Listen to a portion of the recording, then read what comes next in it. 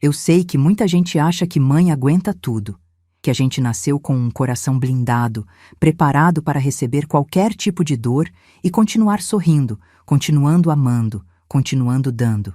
Mas tem um limite, e quando você chega nesse limite, algo dentro de você quebra. Ou melhor, algo dentro de você finalmente acorda. Me chamo Marta Silveira Costa, tenho 63 anos, e essa história que vou contar aconteceu há 3 anos, mas parece que foi ontem. Estou aqui, sentada na varanda do meu apartamento, olhando para as luzes da cidade se acenderem uma a uma enquanto o sol se põe, e ainda consigo sentir cada segundo daquele domingo. O cheiro de café que vinha da cozinha, o barulho da televisão ligada em algum programa de auditório, o peso do silêncio que veio depois. Sabe aquele tipo de silêncio que dói mais do que qualquer grito? Foi esse silêncio que mudou minha vida para sempre.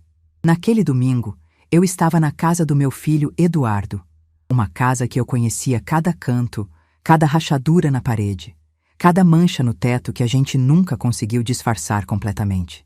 Eu havia passado fins de semana inteiros ajudando a reformar aquele lugar quando ele e Patrícia se casaram.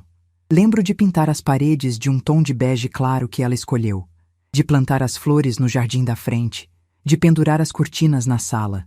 Eduardo tem 34 anos. É meu único filho.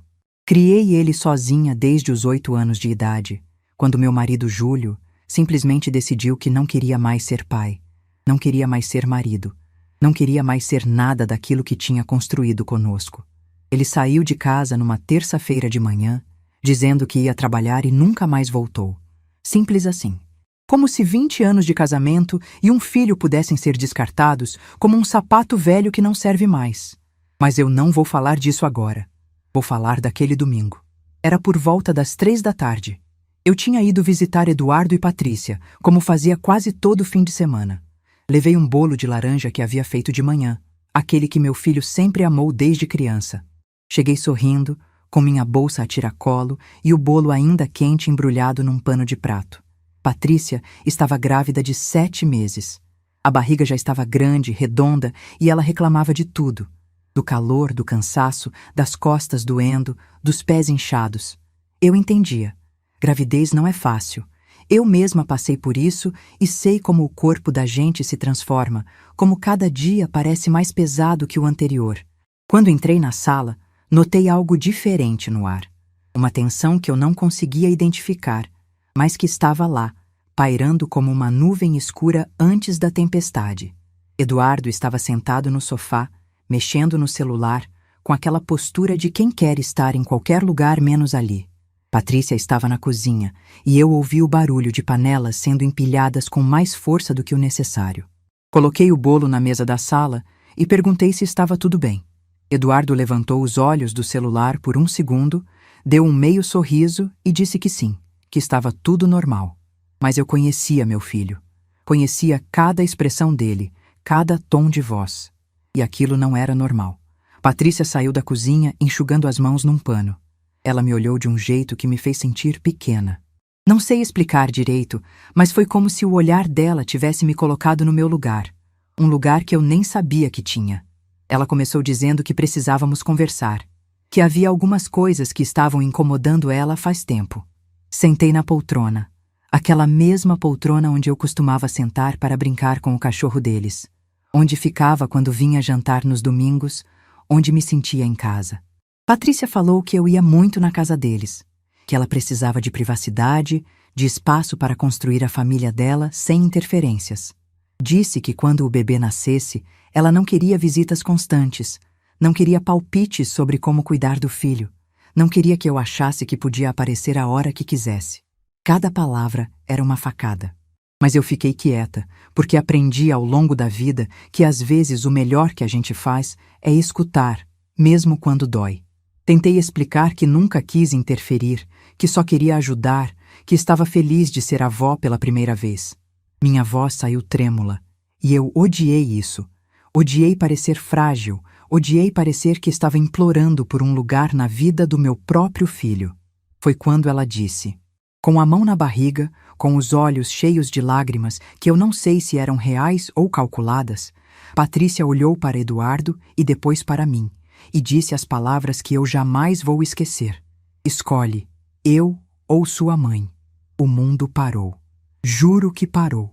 Eu ouvi o tic-tac do relógio na parede. Ouvi um carro passando na rua. Ouvi meu próprio coração batendo dentro do peito como se quisesse sair correndo dali. Eduardo ficou paralisado. Vi meu filho, o menino que eu embalei no colo quando teve febre, o adolescente que chorou no meu ombro quando levou um fora da primeira namorada, o homem que eu ajudei a se tornar alguém na vida, olhar para mim. Depois, olhar para ela. Depois, olhar para o chão. O silêncio durou uma eternidade. Eu quis gritar. Quis dizer que aquilo era absurdo, que mãe não é descartável, que ele não podia me fazer escolher entre ter dignidade e ter um filho. Mas não gritei. Fiquei ali, sentada naquela poltrona, esperando. Quando Eduardo finalmente falou, a voz dele saiu baixa, quase um sussurro, mas eu ouvi cada palavra com uma clareza dolorosa. Mãe, é melhor você ir embora. Sabe aquele momento em que você sente que algo dentro de você se quebra? Não foi meu coração que quebrou, foi algo maior. Foi a ilusão de que sangue é mais forte que qualquer coisa, de que mãe sempre tem um lugar garantido na vida dos filhos, de que amor é suficiente. Fechei meus olhos, respirei fundo, senti o ar entrando e saindo dos meus pulmões, senti minhas mãos geladas, minhas pernas bambas. Mas quando abri os olhos, algo tinha mudado. Não em Eduardo, não em Patrícia, em mim. Levantei da poltrona devagar, peguei minha bolsa, olhei para o bolo de laranja em cima da mesa, ainda embrulhado no pano de prato que tinha o bordado que minha mãe fez décadas atrás. Deixei o bolo ali. Não era mais meu lugar levar conforto para aquela casa. Caminhei até a porta. Eduardo continuou sentado no sofá, olhando para o celular como se nada tivesse acontecido.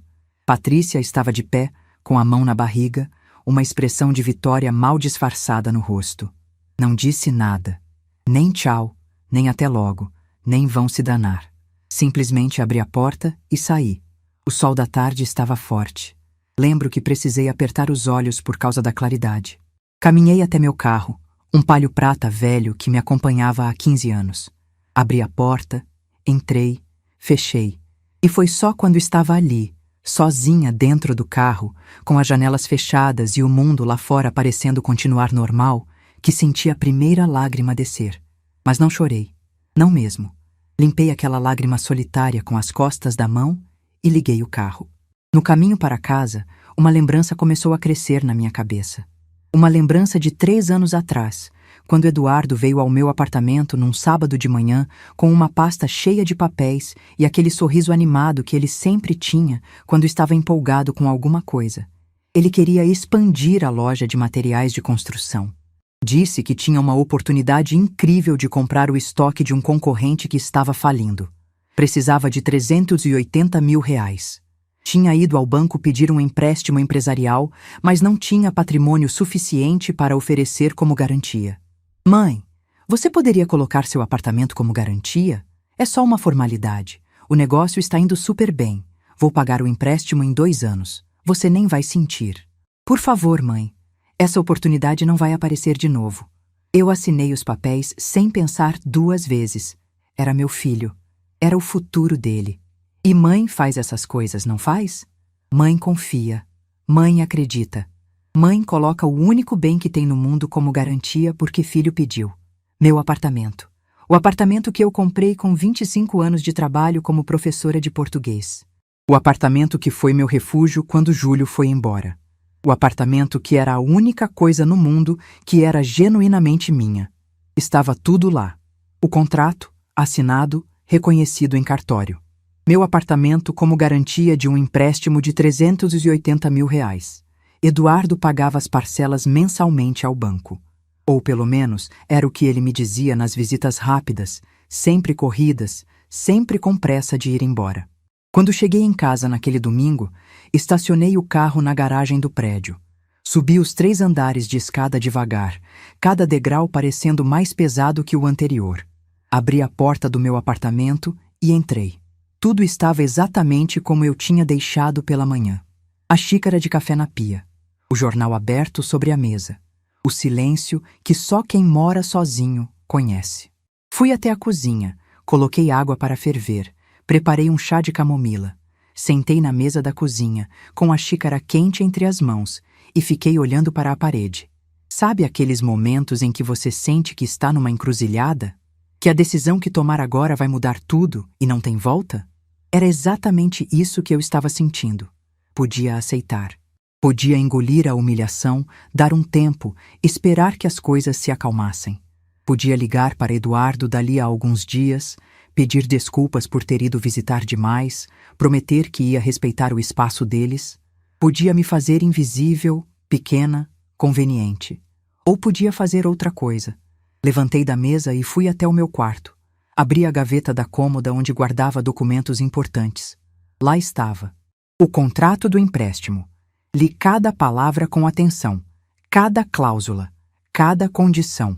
Havia uma cláusula que dizia que o garantidor podia solicitar a remoção da garantia a qualquer momento, mediante notificação ao banco. Caso isso acontecesse, o tomador do empréstimo teria 48 horas para apresentar uma nova garantia de valor equivalente ou o banco poderia executar a dívida integralmente. Integralmente. Fechei o contrato e voltei para a cozinha. Terminei meu chá. Lavei a xícara. Enxuguei. Guardei no armário. Fiz tudo com uma calma que eu mesma não sabia que tinha. Então, peguei meu celular. Procurei o número do Dr. Henrique, o gerente do banco que havia cuidado do empréstimo de Eduardo. Olhei para o relógio. Eram 5:30 da tarde de um domingo. Ele não ia atender. Enviei uma mensagem. Doutor, Henrique, preciso marcar uma conversa urgente com o senhor. É sobre o empréstimo do meu filho Eduardo, do qual sou garantidora. Podemos conversar amanhã de manhã? A resposta veio 15 minutos depois. Bom dia, dona Marta. Claro. Pode vir às 9h na agência? Vou deixar você na minha agenda. Respondi que sim e agradeci.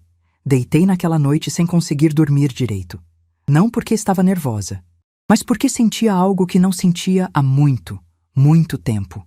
Sentia que estava no controle da minha própria vida, que a decisão era minha, que ninguém mais ia decidir por mim onde eu podia estar, quando eu podia aparecer, quanto espaço eu merecia ocupar.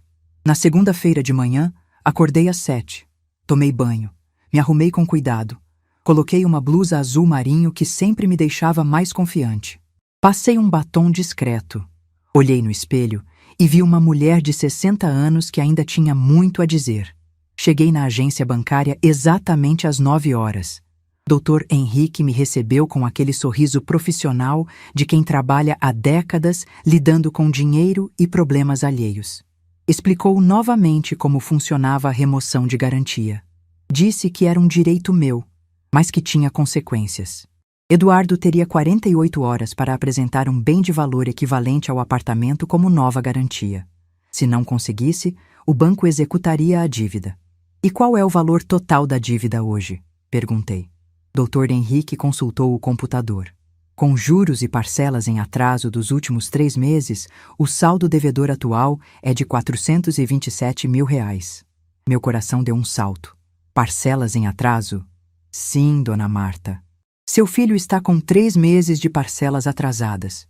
Não a procuramos antes porque a garantia estava vigente. Então era isso. Eduardo não estava pagando o empréstimo há 3 meses. E não me contou nada. Nas visitas rápidas, sempre dizia que estava tudo bem, que a loja ia muito bem, que logo pagaria o empréstimo inteiro. Eu gostaria de remover minha garantia, por favor, doutor. Henrique me olhou com uma expressão que misturava surpresa e preocupação. A senhora tem certeza? Isso vai impactar diretamente seu filho. Eu tenho certeza absoluta. Assinei os papéis. Cada assinatura parecia liberar um peso que eu carregava há anos. Não era só o peso daquele empréstimo. Era o peso de sempre colocar todo mundo na frente de mim.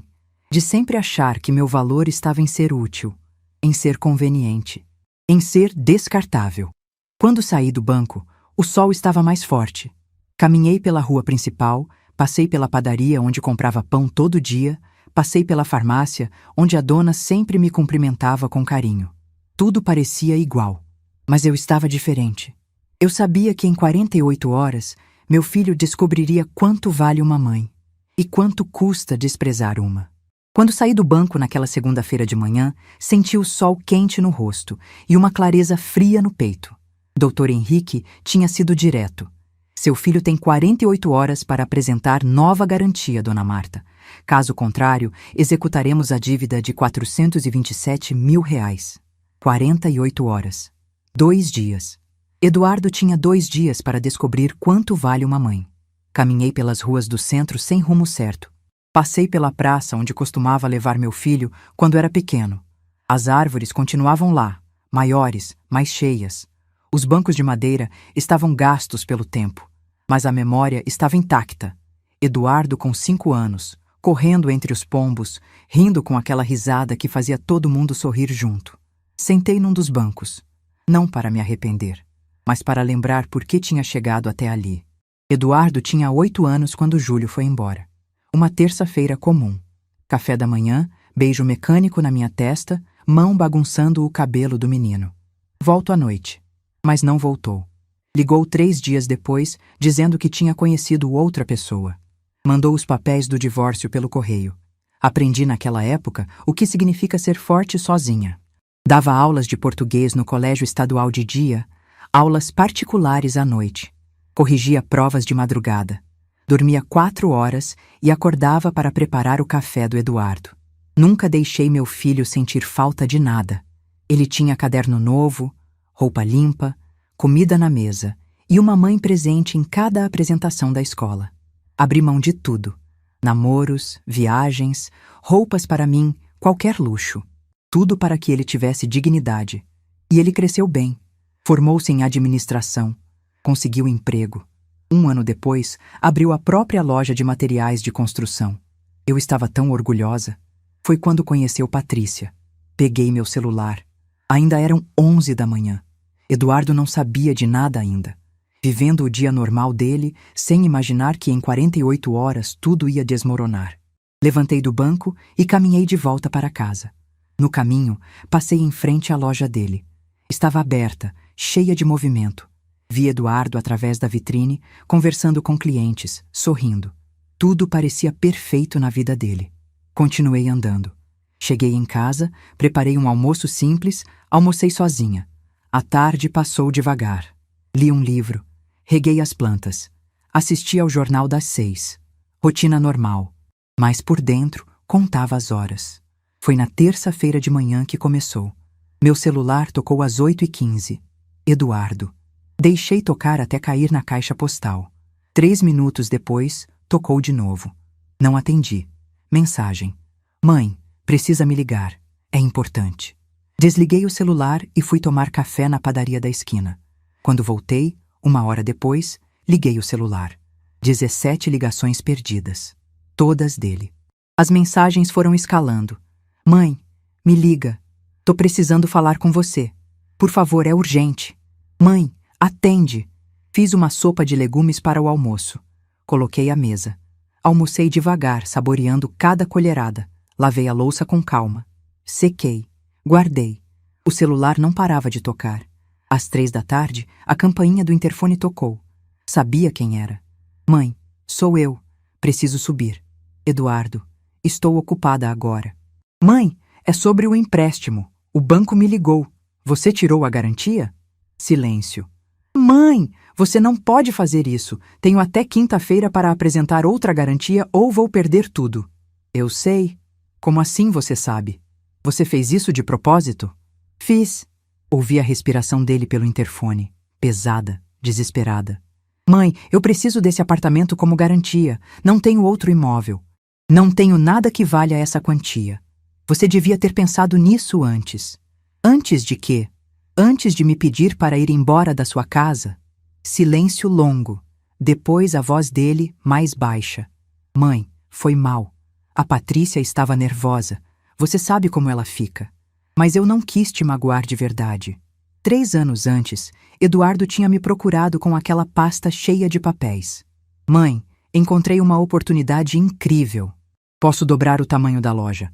Só preciso de 380 mil. O banco aprovou, mas preciso de garantia. Você põe seu apartamento? É só formalidade, mãe. 2 anos e pago tudo. Eu tinha assinado os papéis na mesma tarde. Porque confiava. Porque era meu filho. Porque mães fazem isso. Eduardo, falei pelo interfone, você tem até quinta-feira às 5 da tarde. Boa sorte. Mãe, espera! Desliguei o interfone. Ouvi a campainha tocar mais 20 vezes. Depois parou. Naquela noite jantei sozinha. Arroz, feijão, um ovo frito. Sentei na varanda depois, com uma xícara de chá quente. A cidade lá embaixo estava iluminada. Pessoas vivendo suas vidas. E eu ali, sentindo algo que não sentia há anos. Controle. Controle sobre minha própria vida. Sobre minhas decisões. Sobre meu futuro. Eduardo casou com Patrícia 6 anos atrás. Contribuí com quase metade da festa. Vendi joias da minha mãe, peguei empréstimo consignado. Ele me abraçou chorando no dia. Você é a melhor mãe do mundo. Mas depois do casamento, tudo mudou devagar. Almoços de domingo cancelados, ligações mais raras, visitas que incomodavam Patrícia. Eu me tornando invisível na vida do meu próprio filho, até que ele pediu meu apartamento como garantia. E eu dei. Porque mães confiam. Só descobri naquele dia no banco que Eduardo estava com 3 meses de parcelas atrasadas. 3 meses que ele não me contou nada. 3 meses mentindo que estava tudo bem.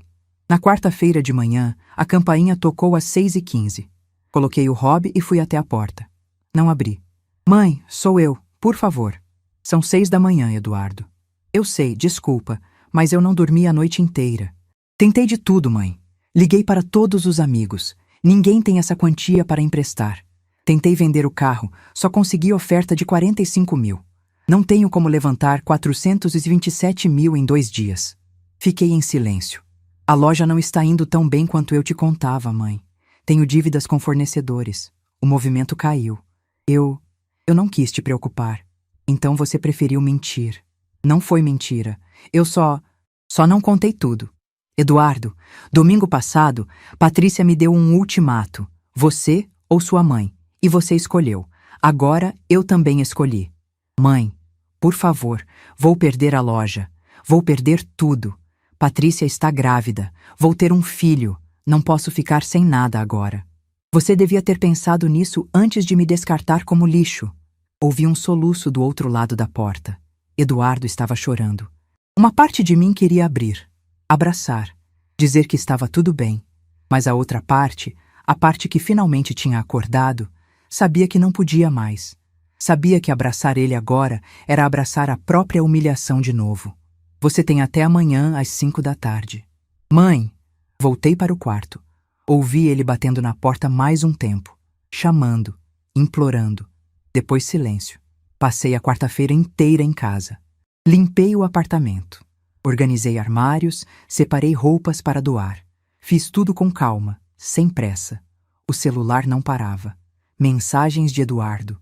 Mensagens de Patrícia agora também. Dona Marta, pelo amor de Deus, pense no seu neto que está para nascer.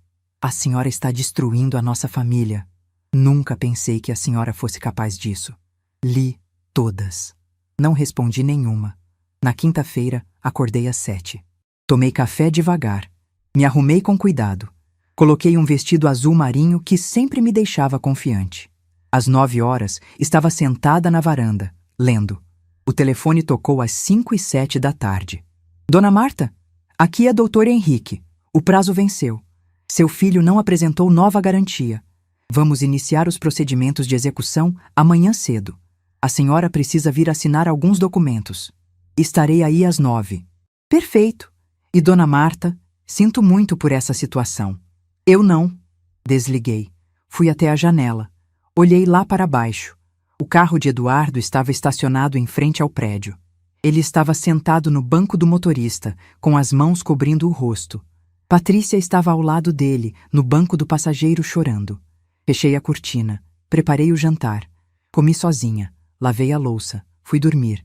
Amanhã seria outro dia. E meu filho finalmente ia descobrir que desprezar a mãe tem um preço. Um preço de 427 mil reais. Mas o valor real, o que ele tinha perdido de verdade, não tinha preço. Tinha perdido a única pessoa que sempre esteve do lado dele, em todos os momentos da vida, E agora, pela primeira vez, ia ter que se virar sozinho. Na sexta-feira de manhã, cheguei ao banco exatamente às 9 horas. Doutor. Henrique me recebeu com aquela expressão profissional que não demonstrava julgamento, apenas eficiência. Havia uma pasta grossa sobre a mesa dele. Dona Marta, aqui estão os documentos da execução da dívida. A senhora precisa assinar como ex-garantidora para validar o processo. Peguei a caneta. Assinei cada página com mão firme. Enquanto assinava, doutor, Henrique começou a falar, mais como quem divide uma informação do que como quem faz fofoca. Seu filho ligou ontem para cá umas 15 vezes. Falou com 3 gerentes diferentes. Tentou negociar prazo. Ofereceu pagar uma entrada, parcelar o resto. Mas sem garantia, não há o que fazer. As regras são claras. Terminei de assinar. Empurrei a pasta de volta para ele. Ele mencionou que a loja não está indo bem como esperava. Dr. Henrique continuou.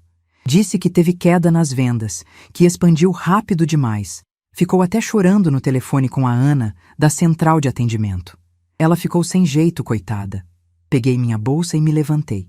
Dona Marta, posso fazer uma pergunta pessoal?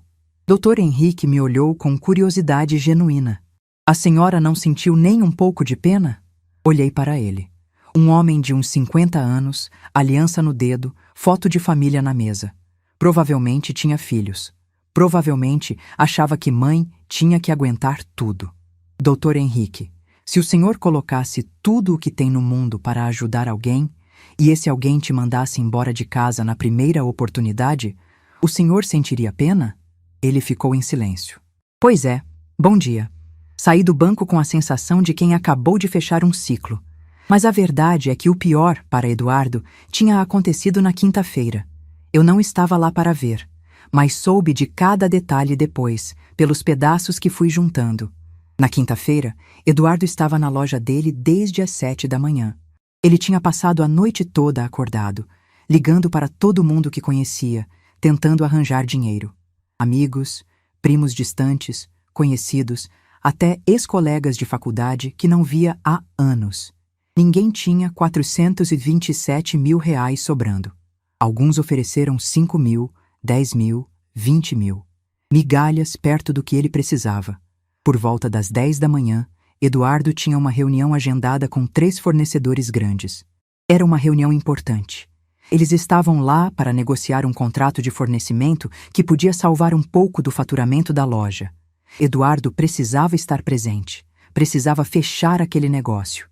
Ele estava sentado na mesa de reuniões, com os 3 homens de terno à sua frente, tentando prestar atenção no que diziam sobre prazos de entrega e condições de pagamento. Mas a cabeça dele estava longe. Estava pensando que tinha mais 7 horas. 7 horas até o prazo final. Foi quando o celular tocou. Eduardo olhou para a tela. Banco Nacional S.A. Seu coração deu um pulo. Talvez fosse para dar uma prorrogação. Talvez tivesse alguma solução. Pediu licença aos fornecedores e atendeu. Alô? Senhor Eduardo Costa? A voz era feminina, formal, burocrática. Sim, sou eu. Aqui é Juliana, do setor de cobranças do Banco Nacional. Estou ligando para informar que o prazo para apresentação de nova garantia referente ao contrato de empréstimo número 47288391 vencerá hoje às 17 horas. O senhor já providenciou a documentação? Eduardo sentiu a garganta secar. Eu estou tentando resolver. Não tem como estender o prazo? Senhor, conforme explicado anteriormente, sem a apresentação de garantia equivalente ao valor do imóvel anteriormente vinculado, o banco se reserva o direito de executar a dívida integralmente. Eu sei disso, mas... O senhor está ciente do valor total da dívida? Eduardo hesitou. Estou. Deixa eu confirmar aqui no sistema. O som de teclas sendo digitadas. Valor principal de 380 mil reais, mais juros de 6% ao ano nos últimos 3 anos, mais multa por atraso de parcelas dos últimos 3 meses, mais taxas administrativas. O total atual é de 427.850 reais. Eduardo sentiu as pernas bambas. Ele sabia do valor. Tinha visto nos extratos, nos e-mails do banco. Mas ouvir em voz alta, naquele momento, com 3 fornecedores olhando para ele do outro lado da mesa, foi diferente. 427 mil, ele repetiu, a voz saindo trêmula. Isso mesmo, senhor. E como o senhor não apresentou nova garantia e está com parcelas em atraso, iniciaremos o processo de execução amanhã cedo. O senhor receberá uma notificação oficial pelos correios, mas estou fazendo essa ligação para adiantá-lo. Eduardo apoiou a mão livre na mesa. Os fornecedores trocaram olhares de desconforto. E o que acontece com a loja? O banco vai requisitar o bloqueio de bens para a quitação da dívida.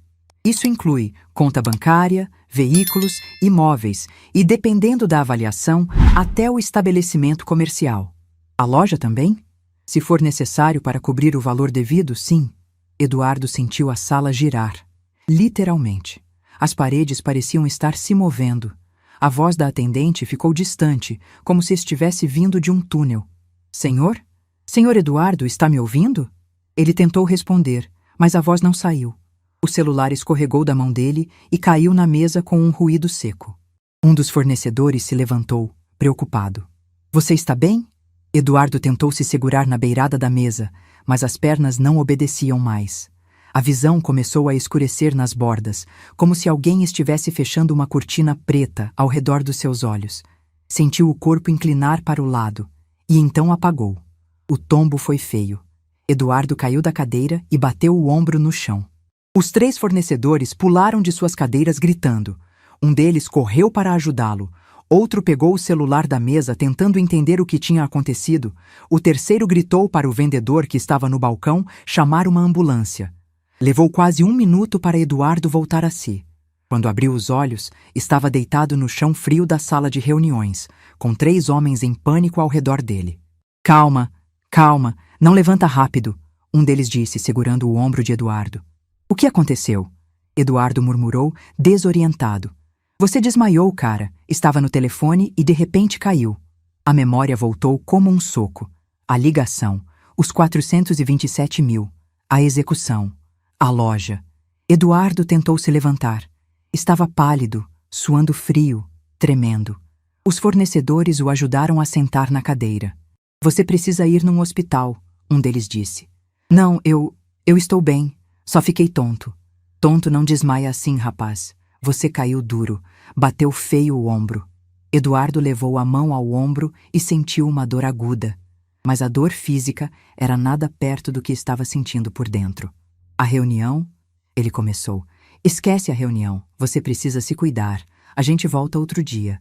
Os 3 homens recolheram suas pastas e saíram, deixando Eduardo sozinho na sala. Ele ficou ali sentado, olhando para o celular na mesa, ainda com a ligação encerrada na tela. 427 mil reais. Amanhã o banco ia tomar tudo, a conta, o carro e provavelmente a loja. Tudo o que ele tinha construído, tudo o que tinha lutado para conseguir, acabando, por causa de um ultimato. Por causa de uma escolha idiota. Por causa dele ter mandado a própria mãe embora de casa. Eduardo pegou o celular com mãos trêmulas e ligou para Patrícia. Amor, o banco acabou de ligar. Vai executar a dívida amanhã. Do outro lado da linha, ouviu Patrícia começar a chorar. Não, não, não. Eduardo, faz alguma coisa. Eu não tenho o que fazer. Ninguém tem essa quantia. Eu tentei tudo. Então liga para sua mãe. Implora, faz o que for preciso. Eduardo desligou e discou o número da mãe. Chamou. Chamou. Chamou. Caixa postal. Ligou de novo. Caixa postal. De novo. De novo. De novo. 47 vezes Eduardo ligou para mim naquele dia. 47 vezes ouviu a mesma mensagem gravada. Olá, você ligou para Marta. Deixe seu recado após o sinal. Às 3 da tarde, fechou a loja mais cedo e foi direto para o meu prédio. Tocou a campainha. Nada. Tocou de novo. Silêncio. Foi quando o desespero bateu de verdade. Eduardo começou a socar a campainha repetidamente, segurando o dedo no botão, fazendo aquele som irritante ecoar pelo interfone. 5 segundos, 10 segundos, 20 segundos direto. Mãe, eu sei que você tá aí. Pelo amor de Deus, atende! Nada. Ele bateu na porta do prédio com a palma da mão. Bateu forte, fazendo barulho. Um vizinho abriu a janela do 2º andar e gritou para ele parar com aquilo.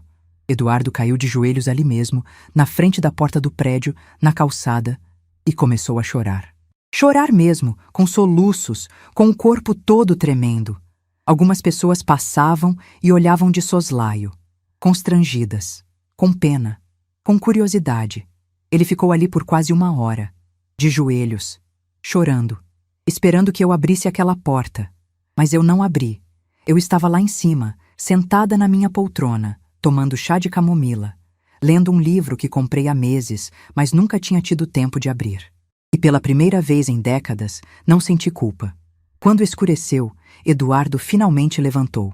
As pernas estavam dormentes de tanto tempo ajoelhado. O rosto estava inchado de tanto chorar.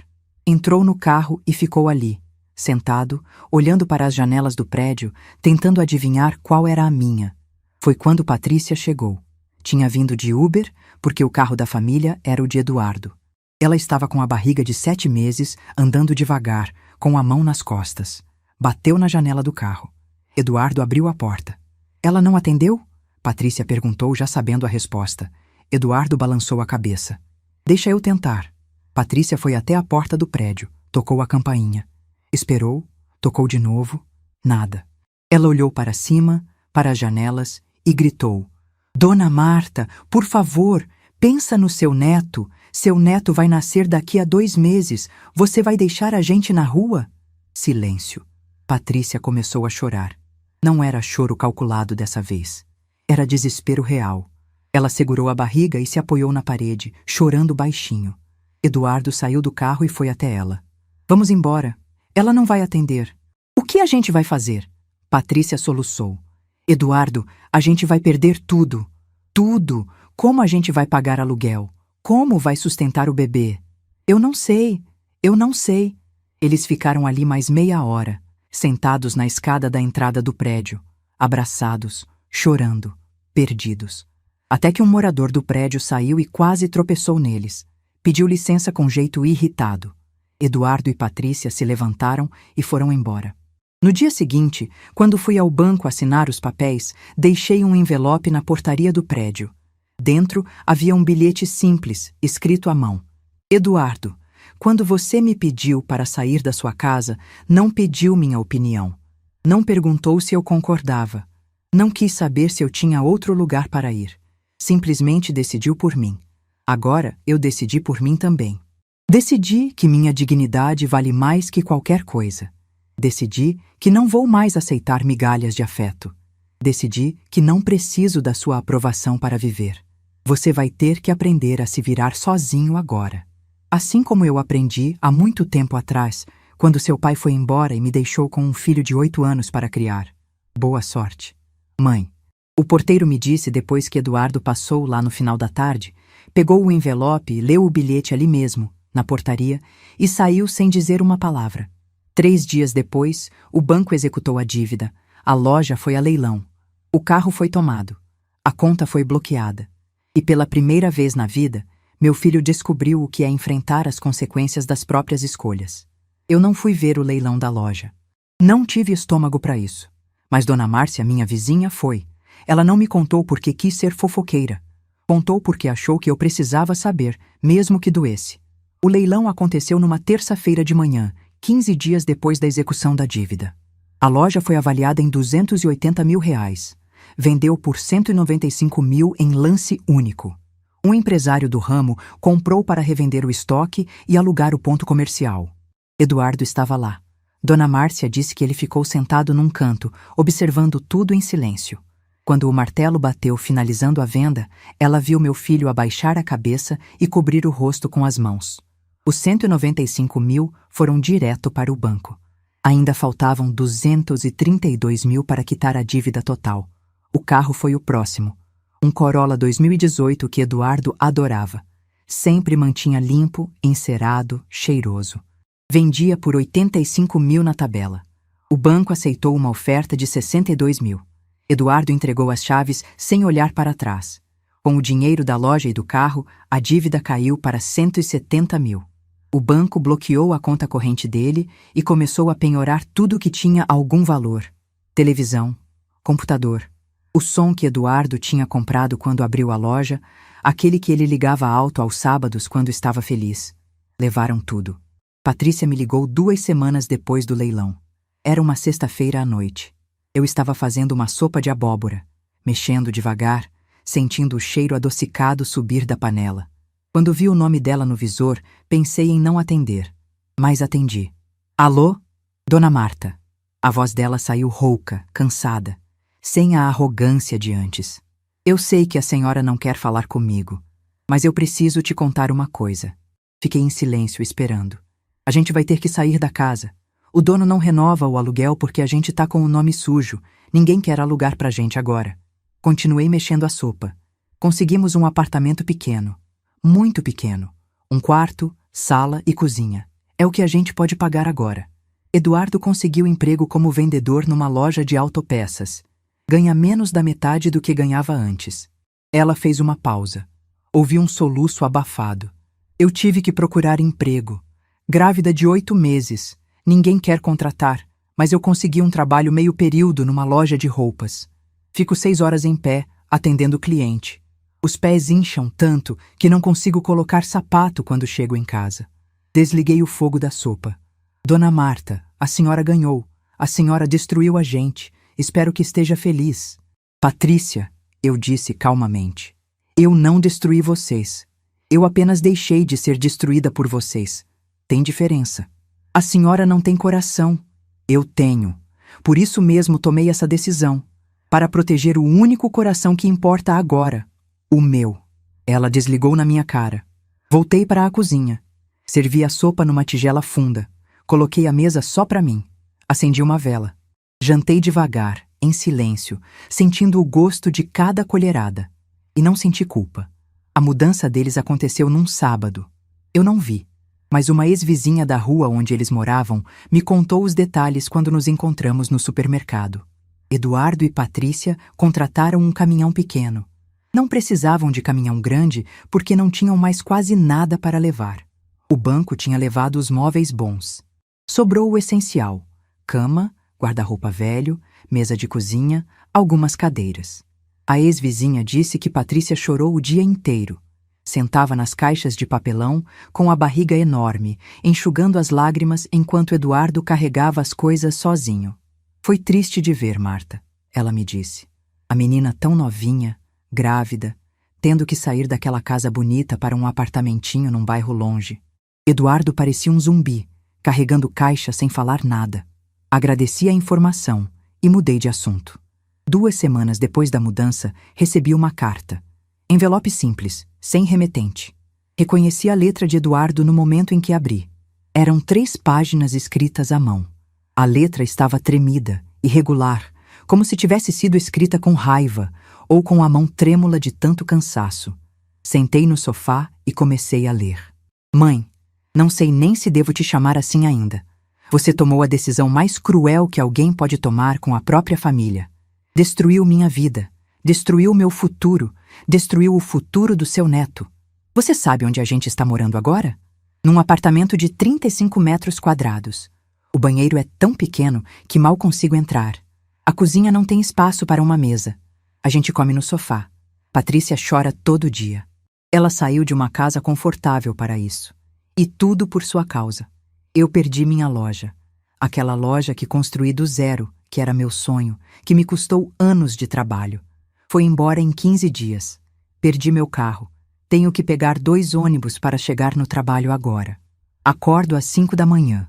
Chego em casa às 9 da noite. Patrícia teve que arranjar emprego grávida. Você sabe o que é isso? Você sabe como é humilhante ela ter que ficar em pé 6 horas atendendo cliente com a barriga de 8 meses? Tudo isso porque você não teve coração. Porque você quis se vingar. Eu sei que errei. Sei que não devia ter te mandado embora naquele dia. Mas, mãe, você não podia ter feito uma coisa dessas. Mãe de verdade perdoa. Mãe de verdade entende. Mãe de verdade não destrói o próprio filho. Você nunca vai conhecer seu neto. Não quero que ele cresça perto de uma pessoa capaz de fazer o que você fez. Você me criou sozinha, eu sei. Você trabalhou muito, eu sei. Mas isso não te dá o direito de acabar comigo.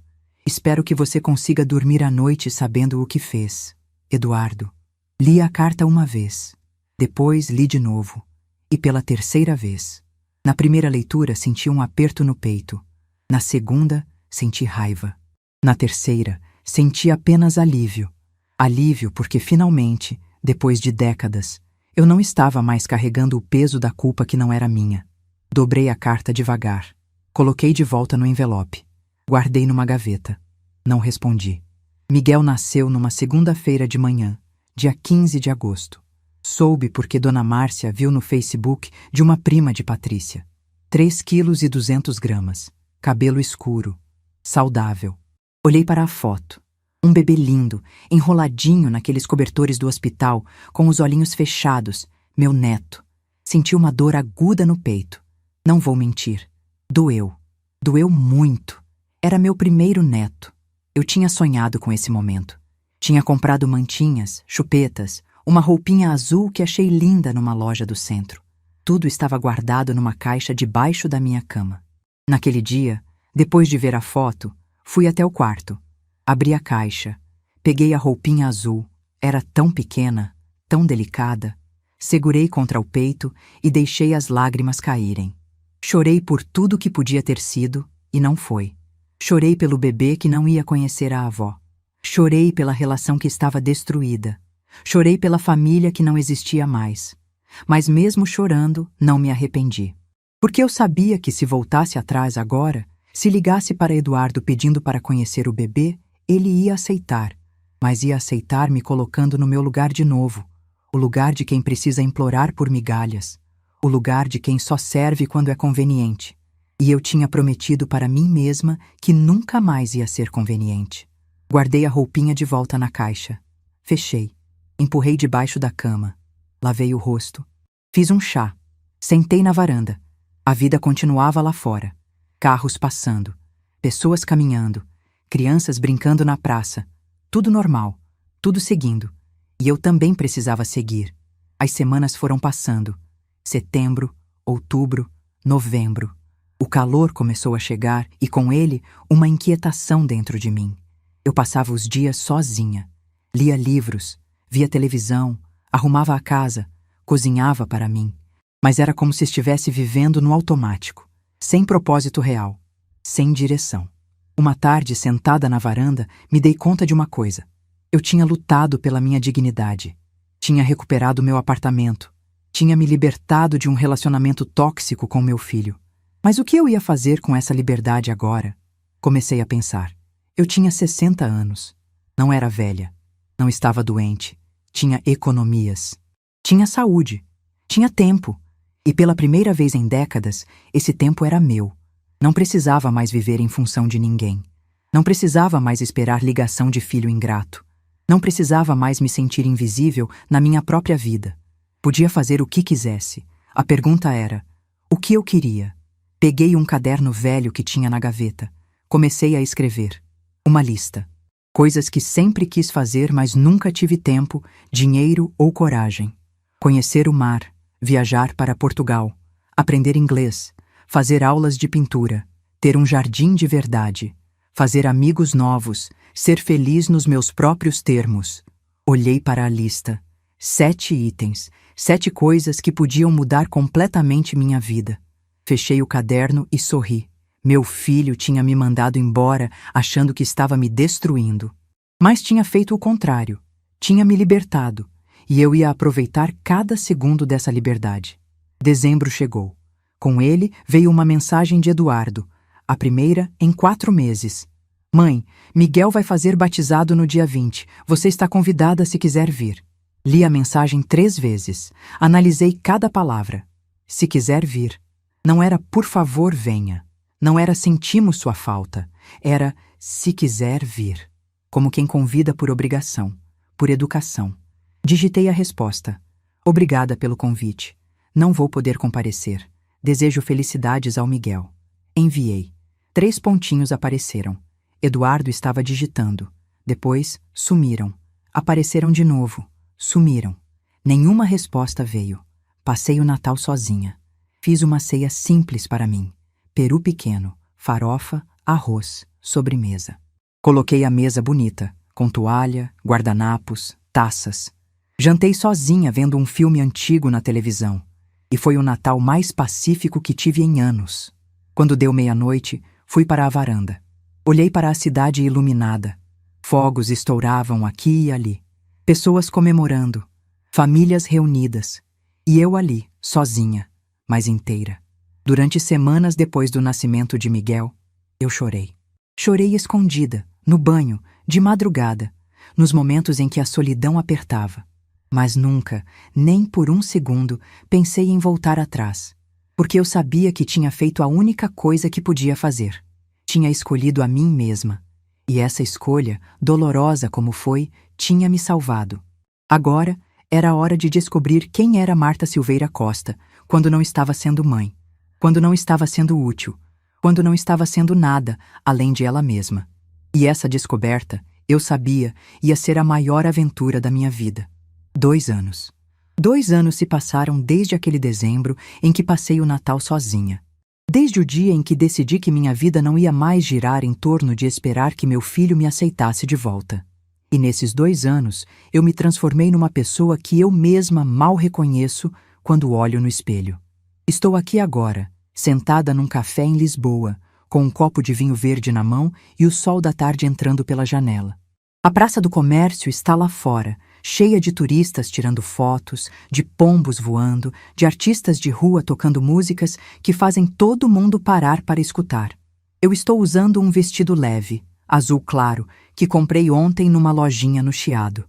Meu cabelo, que sempre foi curto e sem graça, agora está mais comprido, com mechas loiras que a cabeleireira sugeriu e eu aceitei sem pensar 2 vezes. Tenho óculos de sol novos pendurados na blusa. Uma bolsa de couro que comprei em Sintra. Pareço uma turista. Pareço alguém vivendo a vida. E é exatamente isso que estou fazendo. Tudo começou 3 meses depois do Natal solitário. Acordei numa manhã de março e olhei ao redor do apartamento. As paredes que conhecia de cor. Os móveis que estavam ali há décadas. Tudo me lembrava de uma vida que não existia mais. Foi quando tomei a decisão. Ia vender o apartamento. Dona Márcia quase teve um ataque quando contei. Marta, você está louca? Esse apartamento é tudo que você tem. Exatamente por isso que vou vender.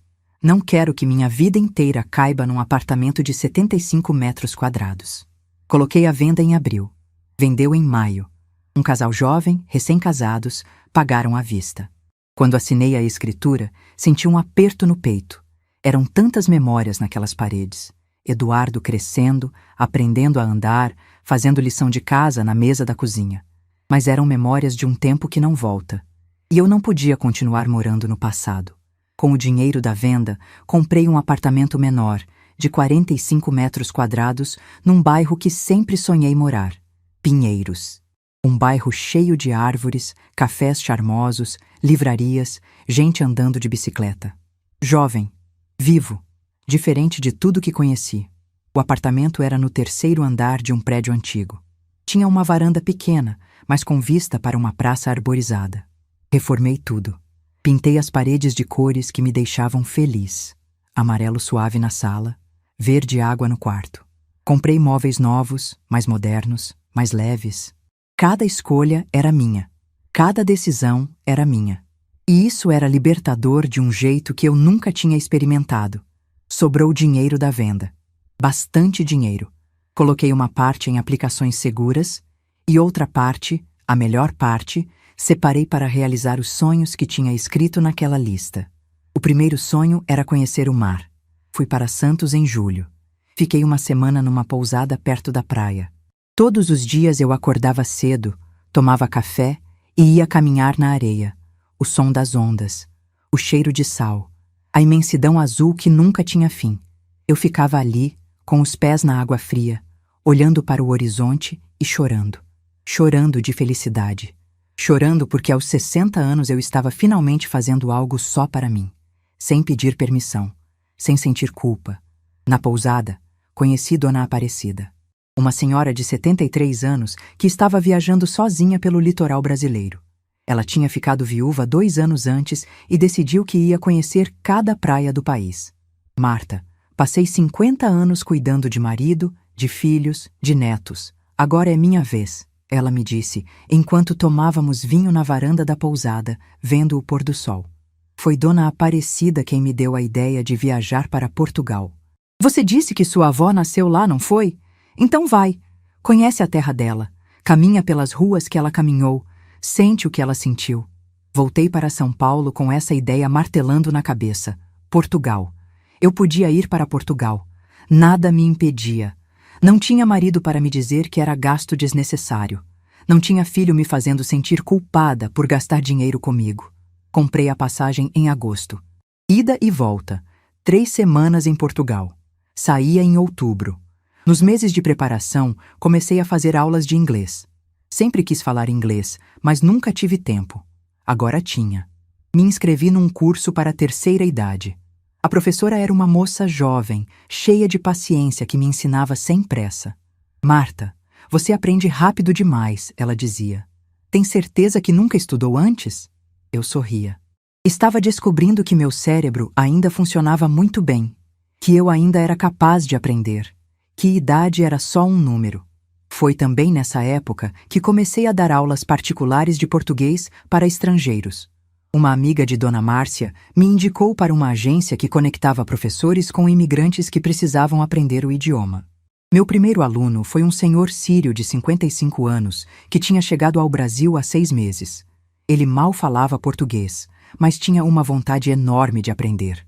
A gente se encontrava 2 vezes por semana num café perto da minha casa. Ensinar ele me deu um propósito que eu não sabia que estava faltando.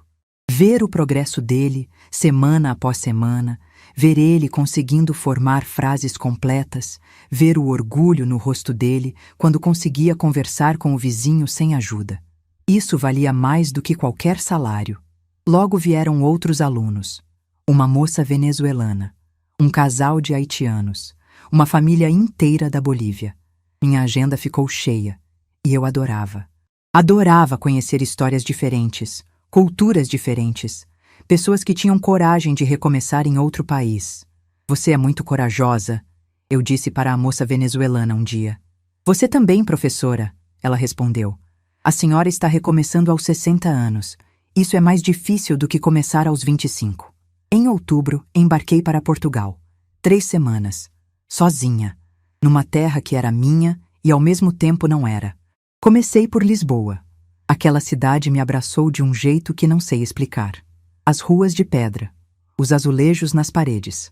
O fado tocando nos restaurantes. Tudo parecia familiar e estranho ao mesmo tempo. Peguei um trem para a aldeia onde minha avó nasceu. Um lugarzinho pequeno no norte, perto do porto. Quando cheguei lá, perguntei na praça principal se alguém conhecia a família Silveira. Uma senhora idosa, ainda mais velha que eu, me olhou com atenção.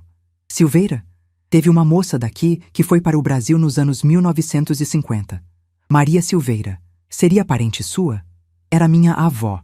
Ela me levou até a casa onde minha avó tinha crescido. Uma casinha de pedra, antiga, com flores na janela. Ainda existia. Ainda estava de pé.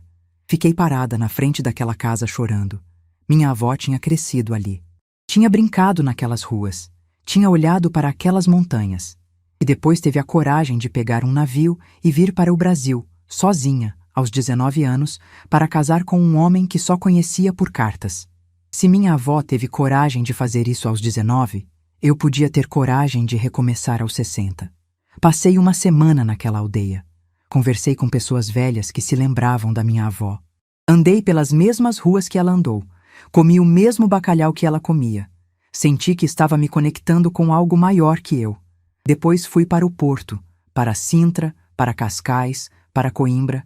Cada cidade era uma descoberta, cada dia era uma aventura nova. E em todas elas eu estava sozinha. Mas não me sentia sozinha, me sentia livre. Voltei para o Brasil em novembro, transformada. Não era só o bronzeado do sol português. Não eram só as roupas novas que comprei. Era algo por dentro. Uma confiança que não tinha antes. Uma certeza de que eu podia fazer qualquer coisa que quisesse. Foi logo depois que voltei de Portugal que conheci o grupo. Dona Lourdes coordenava um grupo de apoio para idosos que sofreram abandono familiar. Eram encontros quinzenais numa salinha da igreja do bairro. Dona Márcia me indicou. No primeiro encontro fiquei com vergonha. Era estranho estar ali, com outras pessoas, falando sobre coisas tão íntimas. Mas quando cada um começou a contar sua história, percebi que não estava sozinha. Dona Rosa, cujos filhos tentaram interná-la num asilo para ficar com a casa dela. Seu Antônio, que foi abandonado pela família quando ficou doente. Dona Carmen, que sustentou os filhos a vida inteira e foi descartada quando eles enriqueceram. E tinha histórias de superação também. Dona Célia, de 72 anos, que havia rompido com os filhos ingratos e agora viajava o Brasil inteiro. Seu Joaquim, que abriu uma oficina de marcenaria aos 68 e estava mais feliz do que nunca. Essas pessoas me inspiraram. Me mostraram que não era só eu, que não era frescura, que era legítimo escolher a própria dignidade. Tornei-me amiga próxima de Dona Célia. A gente se encontrava para tomar café, para ir ao cinema, para caminhar na praça. Ela era engraçada, inteligente, cheia de vida. Tinha uma risada alta que fazia todo mundo olhar. Marta, sabe o que aprendi depois de romper com meus filhos? Ela me disse um dia. Aprendi que família a gente escolhe. Sangue nem sempre significa amor. E amor nem sempre significa se anular. Em dezembro, um ano depois daquele Natal sozinha, organizei uma festa no meu apartamento novo. Convidei o grupo inteiro. Dona Célia, Dona Lourdes, seu Joaquim, meus alunos de português, Dona Márcia, a professora de inglês. Minha casa ficou lotada. Gente conversando, rindo, comendo. Tinha salgadinhos, bolo, vinho, refrigerante, música tocando, luzes penduradas na varanda. Olhei ao redor e senti uma felicidade genuína. Aquelas pessoas estavam ali porque gostavam de mim. Não porque eram obrigadas, não porque eu era útil, mas porque eu importava. Feliz aniversário, Marta, Dona Célia disse, levantando a taça. Aos 61 anos e a melhor versão de você mesma. Todo mundo brindou, e eu chorei, mas eram lágrimas boas. O ano seguinte foi ainda melhor. Comecei a fazer aulas de pintura. Descobri que tinha talento. Pintava paisagens, rostos, coisas abstratas. Não era perfeito, mas era meu. A professora disse que eu devia expor numa feira de arte da terceira idade. Topei. Vendi 3 quadros. 3. Pessoas desconhecidas pagaram dinheiro por algo que eu tinha criado. Aquilo me encheu de orgulho de um jeito que nem consigo descrever. Também comecei a fazer trabalho voluntário. Me inscrevi numa ONG que ajudava idosos em situação de vulnerabilidade. Ironicamente, eu que tinha sido vista como peso pela família, agora era útil para outras pessoas. Visitava idosos em asilos, levava mantimentos para quem precisava, dava aulas de alfabetização para senhoras que nunca tinham aprendido a ler. Cada sorriso que recebia, cada obrigada professora que ouvia, me lembrava que eu tinha valor. Eduardo não me procurou durante esses 2 anos. Nenhuma mensagem, nenhuma ligação. Era como se eu tivesse deixado de existir para ele. No começo, doía. Toda vez que via uma criança pequena na rua, pensava em Miguel. Será que ele estava crescendo bem? Será que falava direito? Será que era esperto como o pai? Mas com o tempo, a dor foi diminuindo. Fui entendendo que não dava para ter filhos só nos momentos convenientes. Ou você tem uma relação de verdade baseada em respeito e amor, ou não tem nada. E Eduardo tinha escolhido não ter nada. Até que numa terça-feira de manhã, em abril, 2 anos depois do ultimato, meu celular tocou. Olhei para a tela. Eduardo. Meu coração disparou. Pensei em não atender. Mas atendi. Alô? Mãe. A voz dele estava diferente. Mais madura. Mais cansada. Tudo bem? Tudo. Silêncio desconfortável. Mãe, Miguel vai fazer 2 anos semana que vem. Eu gostaria que você conhecesse ele. Fechei os olhos. Respirei fundo. Eduardo, por que agora? Porque ele merece conhecer a avó. E porque eu errei, mãe. Errei muito. E queria uma chance de conversar. Fiquei em silêncio, pensando. Onde? Perguntei finalmente. Num café? Num lugar neutro? Você escolhe. Marquei num café perto do Parque Ibirapuera. Sábado, 10 da manhã. Quando desliguei, minhas mãos estavam tremendo. Dona Célia estava comigo. Tínhamos marcado de tomar café juntas. Você vai? Ela perguntou. Vou, mas não como mãe desesperada. Vou como Marta, como a pessoa que me tornei. No sábado de manhã, me arrumei com cuidado. Coloquei uma blusa branca, calça jeans, sapatilhas confortáveis. Passei um batom cor-de-rosa. Penteei o cabelo com as mechas loiras que agora faziam parte de mim. Olhei no espelho. A mulher que olhava de volta não era mais aquela de 2 anos atrás. Era alguém mais forte, mais inteira, mais viva. Peguei minha bolsa e saí. O café ficava numa esquina arborizada, com mesinhas na calçada. Cheguei 10 minutos adiantada. Pedi um café e sentei numa mesa do lado de fora. Às 10 em ponto, vi Eduardo chegando. Ele estava empurrando um carrinho de bebê. Miguel, meu neto. Meu coração se apertou, mas mantive a compostura. Eduardo parou na frente da mesa. Me olhou. E pela primeira vez em 2 anos, nossos olhos se encontraram. Oi, mãe. Oi, Eduardo. Ele se sentou, pegou Miguel no colo. O menino era lindo. Cabelo escuro e cheio, olhos castanhos curiosos, bochechas rosadas. Miguel, essa é sua avó, Eduardo disse baixinho. Miguel me olhou com aquela curiosidade infantil. Não tinha medo, apenas interesse. Estendi a mão. Ele segurou meu dedo com a mãozinha gordinha. E naquele momento, senti tudo. Amor, dor, raiva, tristeza, esperança, tudo junto. Mas não deixei as emoções me dominarem. Porque eu tinha aprendido que amar não significa se anular. E o que viria a seguir, naquela conversa com meu filho, ia definir se teríamos uma segunda chance ou se aquele seria nosso último encontro. Ficamos em silêncio por alguns segundos. Eduardo mexia nervoso na xícara de café que o garçom tinha trazido. Miguel brincava com um carrinho de plástico em cima da mesa, fazendo barulhinhos de motor. Ele é lindo, eu disse, e era verdade. Puxou a você, Eduardo respondeu, tentando um sorriso. Os olhos são seus, e da vovó Maria também. Segurei a vontade de chorar. Eram 2 anos. 2 anos sem ver meu filho.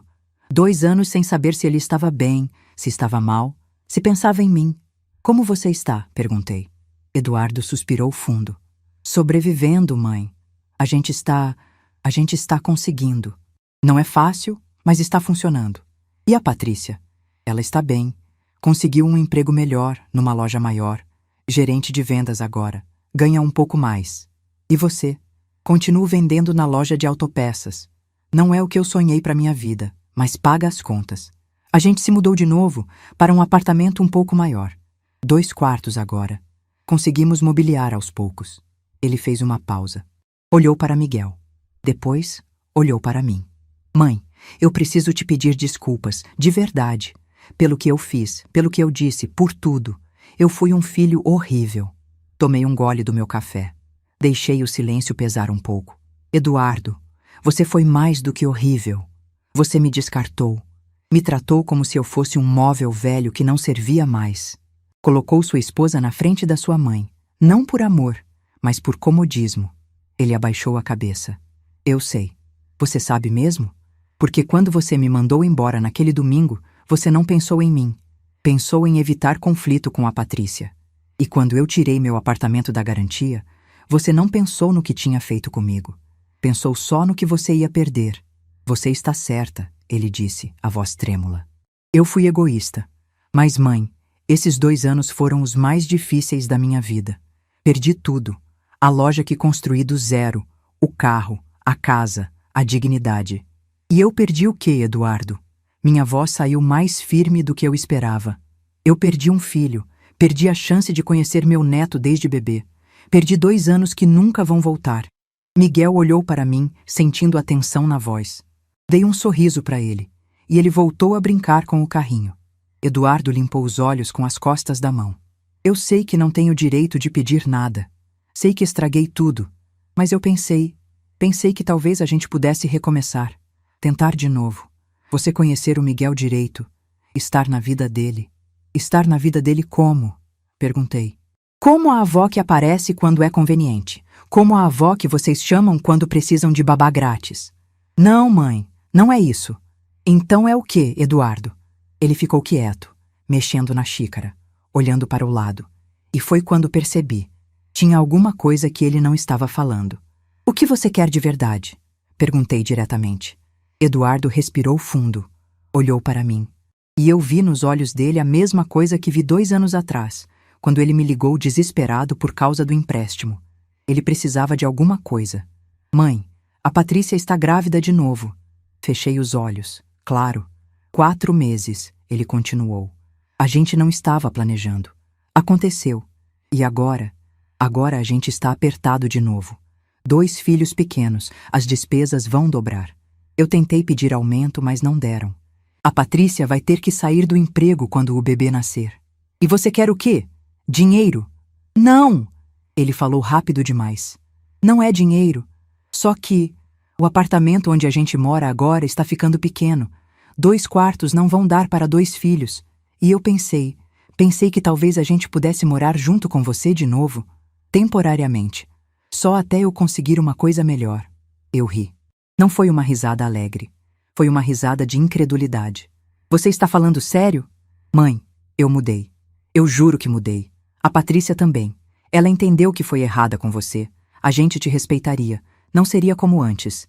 Eduardo, minha voz saiu calma, mas firme. Você realmente acha que eu ia aceitar isso? Eu sei que é muito pedir, mas não é muito pedir. É impossível pedir. Me inclinei para a frente, olhando nos olhos dele. Você me ligou depois de 2 anos. 2 anos sem uma mensagem, sem um "como você está", sem nada. E a primeira coisa que faz é pedir para morar comigo? Não é bem assim. É exatamente assim. Você não veio aqui porque sentiu minha falta. Veio porque precisa de mim. De novo. Como sempre precisou. E quando não precisar mais, vai me descartar. De novo. Eduardo segurou firme na xícara. Mãe, eu te amo. Eu sei que fiz tudo errado, mas eu te amo. Eu também te amo, Eduardo. Sempre vou amar. Você é meu filho, mas amor não é suficiente quando não tem respeito. Eu respeito você. Respeita? Minha voz subiu um pouco. Você me respeitou quando me mandou embora de casa? Respeitou quando ficou 3 meses sem pagar o empréstimo e não me avisou? Respeitou quando passou 2 anos sem falar comigo e agora aparece pedindo favor? Ele ficou em silêncio. Miguel começou a ficar inquieto. Fazia manha, queria descer do colo. Eduardo tentou distraí-lo com o carrinho, mas o menino empurrou para o lado. Vem com a vovó, eu disse, estendendo os braços. Eduardo hesitou, mas entregou o menino. Miguel veio para meu colo e me olhou com aqueles olhos enormes e curiosos. Ele cheirava a sabonete infantil e tinha um sorrisinho banguela que derretia qualquer coração. Segurei meu neto pela primeira vez. Senti o peso dele, a pele macia, o calorzinho do corpinho pequeno. Ele colocou a mãozinha no meu rosto, explorando, conhecendo, e naquele momento senti tudo o que tinha perdido. Todos os momentos que não vivi.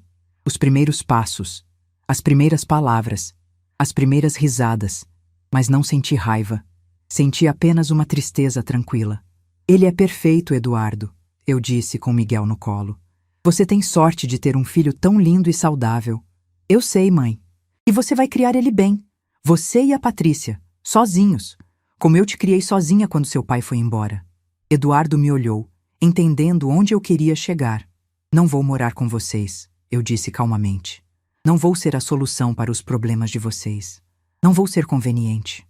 Mãe, me escuta. Olhei para ele enquanto segurava Miguel. Nesses 2 anos eu mudei. Viajei para Portugal, conheci o mar. Aprendi inglês. Comecei a pintar. Fiz amigos novos. Tenho alunos que dependem de mim. Tenho uma vida que construí do zero. Eu fico feliz que você esteja bem. Não é só estar bem, Eduardo. É estar livre. Livre de viver para os outros, livre de ser útil só quando convém, livre para ser Marta, não só a mãe do Eduardo. Ele limpou uma lágrima que desceu. Quando você me mandou embora naquele dia, continuei, você me deu o maior presente da minha vida. Me deu a chance de me encontrar, de descobrir quem eu sou quando não estou tentando agradar ninguém. Não foi presente, mãe. Foi crueldade. Foi, mas o resultado foi libertador. Dei um beijo na cabeça do Miguel e devolvi ele para o Eduardo. Eu posso conhecer meu neto. Posso visitar vocês de vez em quando. Posso estar na vida dele, mas em doses pequenas, nos meus termos. E se a gente precisar de ajuda? Vocês vão ter que aprender a se virar, como adultos, como pais, como eu aprendi quando fiquei sozinha com você. Eduardo abraçou Miguel com força. O menino começou a fazer manha, querendo descer para andar. Ele o colocou no chão, segurando a mãozinha enquanto Miguel dava passinhos desengonçados pela calçada. Você não me perdoou, não foi? Eduardo perguntou, sem olhar para mim. Eu te perdoei sim, mas perdoar não significa esquecer. E não significa aceitar ser tratada mal de novo. Ele se virou para mim. Então a gente nunca vai voltar a ser como antes? Não, porque o antes não era saudável. Antes eu me anulava, agora eu me respeito. E só vou ter vocês na minha vida se vocês me respeitarem também. Eduardo assentiu devagar. Pegou Miguel no colo. O menino estava cansado, encostou a cabecinha no ombro do pai. Eu vou tentar ser um filho melhor, ele disse. Não tenta ser melhor para mim, tenta ser melhor para você. E principalmente, seja um pai melhor para ele. Apontei para Miguel. Não repita comigo os erros que seu pai cometeu com você. Ele ficou pensativo. Depois estendeu a mão. Obrigado por vir, mãe. Apertei a mão dele. Não foi um abraço, mas foi um começo. Cuida dele, eu disse. Vou cuidar. Eduardo colocou Miguel no carrinho. O menino já estava dormindo, cansado da manhã agitada. Antes de ir embora, Eduardo se virou mais uma vez. Mãe, você está diferente, mais forte. Estou. Porque aprendi que força não é aguentar tudo calada. Força é saber dizer não. Ele acenou e foi embora, empurrando o carrinho pela calçada. Fiquei ali sentada, sozinha de novo, terminando meu café. Dona Célia tinha me dito uma vez: Marta, o dia que você perceber que não precisa mais da aprovação de ninguém para viver, você vai ser livre de verdade. Olhei ao redor. O café estava cheio de gente. Casais tomando café da manhã, famílias com crianças, amigos conversando e rindo. Cada um vivendo sua vida do jeito que escolheu. E eu também tinha escolhido. Escolhi a mim mesma. Escolhi minha dignidade. Escolhi não ser segunda opção. Eduardo podia ou não mudar. Podia ou não aprender a me respeitar. Mas isso não dependia mais de mim. Dependia dele. Meu trabalho como mãe tinha terminado fazia muito tempo. Agora meu trabalho era ser Marta. E Marta estava indo muito bem. Paguei a conta e levantei. O sol estava lindo, o dia estava perfeito. Tinha uma aula de pintura à tarde. Depois ia encontrar Dona Célia para ir ao cinema, e no domingo tinha almoço na casa de Dona Lourdes com o grupo. Minha vida estava cheia, não de pessoas que me usavam, mas de pessoas que me viam. E isso era tudo que eu sempre quis. Hoje, 6 meses depois daquele encontro no café, estou de volta aqui em Lisboa. Desta vez vou ficar 1 mês. Comprei um curso de fotografia, vou conhecer o sul de Portugal, vou fazer o que tiver vontade. Eduardo me manda mensagens de vez em quando. Fotos do Miguel, vídeos dele falando. A Patrícia teve o 2º filho, uma menina chamada Laura. Eles estão se virando. Não é fácil, mas estão conseguindo. Eu visito eles uma vez por mês, levo um presentinho para as crianças. Fico 2 horas. Converso, brinco com os netos, tomo café e vou embora. Nos meus termos. Eduardo ainda não entendeu completamente. Às vezes pergunta se não quero dormir lá, se não quero passar o final de semana. Eu agradeço e digo que não. Porque aprendi que amor de mãe não precisa ser sacrifício. Pode ser equilíbrio, pode ser saudável, pode ser nos meus termos. Estou aqui agora, na varanda do meu hotel em Alfama, ouvindo fado ao longe, com um copo de vinho na mão e o coração em paz. Aos 63 anos, finalmente aprendi a viver.